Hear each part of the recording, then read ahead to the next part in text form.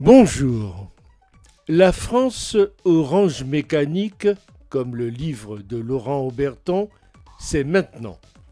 L'ultra-violence de la jeune délinquance déferle sur le pays et la police est aux prises avec des délinquants tout juste sortis de l'enfance. Beaucoup de jeunes sont immatures, mais ceux qui ont une propension à la violence sentent plus ou moins confusément qu'ils peuvent risquer de tout se permettre face à des pouvoirs publics bavards mais mous. Quand un État pouponne ses délinquants, on en arrive à ce résultat, ce qui est l'expression de notre humanisme et le résultat d'une civilisation avancée est jugé comme de la faiblesse qu'il s'empresse de dominer pour tout moyen. Deux concepts inconciliables. Un tel laisser-aller, une telle chienlit, on est maintenant en droit de penser que c'est voulu.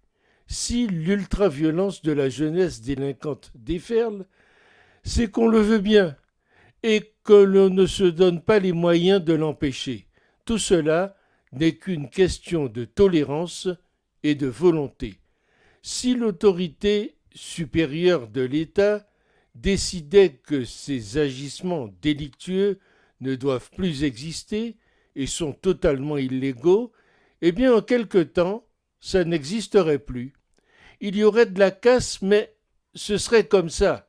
Après les ardeurs se calmeraient. À Londres, par exemple, la police ne tolère pas les rodéos sauvages en deux roues.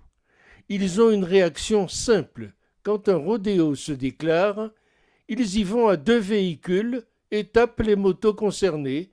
Il y a chute et c'est fini. Ça ne dure jamais. Après, pas de violence urbaine, pas de feu de poubelle, ni de voiture, ni de marche blanche. C'était juste un exemple. La jeunesse ultra-violente, c'est du satanisme. Il faut absolument régler les problèmes des ados, car on ne met pas le feu à la rue, à un bâtiment ou à une voiture. Reprendre le contrôle de tous les quartiers populaires et préparer l'avenir, on ne laisse pas la jeunesse à la dérive. Jamais. Les petits sauvageons, créant des incivilités, sont très vite devenus des sauvages déclenchant une guérilla urbaine. Fut un temps où la police de proximité fut remplacée par les grands frères. Alors, tous les responsables politiques d'applaudir des deux mains. Aujourd'hui, que voit-on ? Des territoires perdus qui sont devenus des territoires conquis.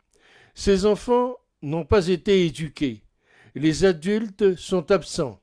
L'absence d'éducation est source de grande violence. Et l'élite intellectuelle déliquescente ne propose comme modèle de réussite que l'égoïsme et les voitures allemandes.